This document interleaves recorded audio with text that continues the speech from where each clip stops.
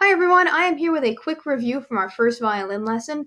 I hope that after this video you will be reminded of some of the things we went over in our lesson, and it will give you the tools you need to practice this week so that next week we can continue learning new things. So I'll start by talking about the basics of holding our violin that we reviewed in our lesson. The first thing is we talked about how the back part of your instrument should end up on your shoulder. And then this part right here called the chin rest, it sounds like your chin would end up on it, but really we're looking for this side part of your face, your jaw, to end up on it. And so we talked about how the violin goes in our left hand, and we held it up like the Statue of Liberty, and then turned it around and placed it on our shoulder. Okay. Now there's a bit of an angle that you kind of have to figure out. It's different for every person. It shouldn't be pointing out to the side like this. It shouldn't be pointed straight forward. And so for me, I like to go with a nice 45-degree angle, but some people need it in a little more or out a little more depending on the length of your arm. But then you'll see that there's still quite a bit of space in between my face and the chin rest. And so we talked about how we really don't want to turn our head sideways like this. Not only is it uncomfortable, but it's not safe. In the long term, you could have injuries from holding it like that. And so we talked about how there's two different ways of moving your head. You can move it up and down, like when you say yes, and you can move it left and right, like when you say no. And so when we get our instrument up on our shoulder, we're going to do a tiny no and a tiny yes. And that's going to give us the positioning that we need to hold our instrument properly. Okay, so one more time, it's up, putting it on the shoulder, and a tiny no and a tiny yes. And it should look something like this. Okay. Next, we talked about how to make sound on our instrument. Now, we're not using the bow for the first couple of weeks, and I've asked students to keep that in the case until we learn how to use it. Normally around lesson 4 or 5, we start using the bow.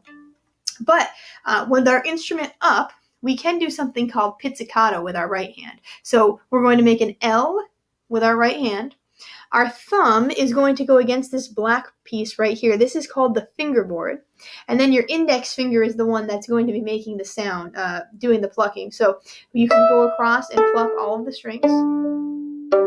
And those string names in order are E, A, D, and G. And then if you go back the other way, it's G, D, A, and E. And that's a really good thing for students to have memorized. I've asked that they try to memorize that this week so that you know what every single string is called. So one more time, from high to low, it's E, A, D, G. And the other way, G, D, A, E. So now let's take a look at our lesson book homework. All right, so here we are looking at our lesson book assignment. Our homework was to play numbers 1, 2, 3, and 4. And all of these exercises are only using two notes, the note D and the note A. And you might remember that those are two of our open string names. One of them is not the lowest string, but the second string, D, and the other one is its neighbor, A.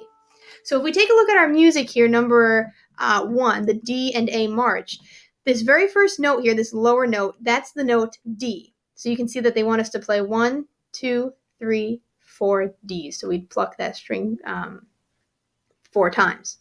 Moving up to the next note, this note is called A. A lives in the second space on the staff. And again, you see that where we would be playing 4 A's.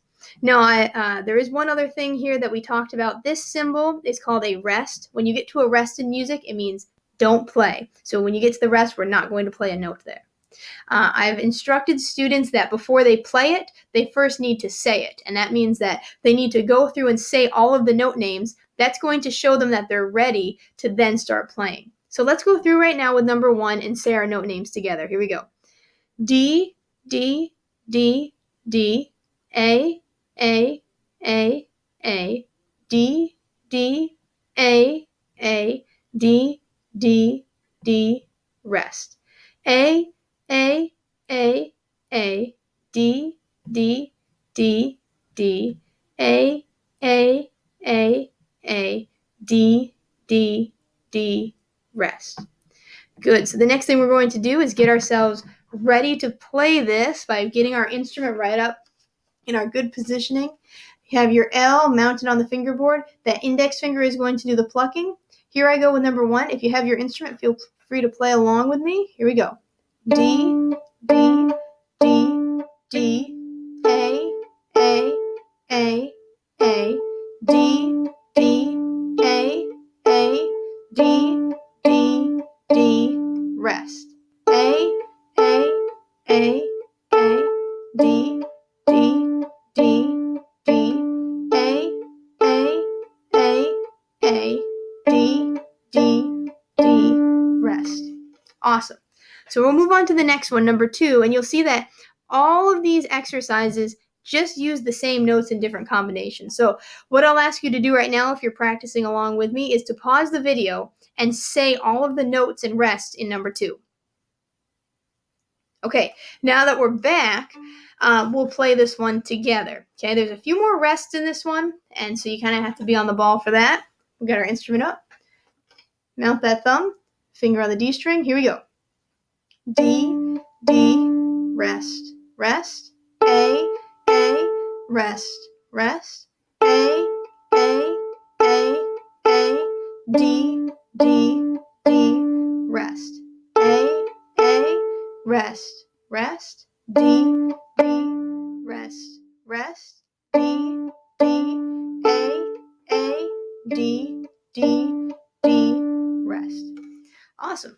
All right, so number 3 is a lot of the same stuff, so I'm going to leave that for you to do on your own, as well as number 4. I will just point out that number 4 has something called a whole rest. When you see the whole rest, that just means that you're going to rest for 4 beats. So you'll count 1, 2, 3, 4 beats of rest. Okay, I would recommend that students try to practice each one of these about 4 or 5 times this week. That if they do that, they should be ready to move on to the next thing next week. So thank you for watching and happy practice.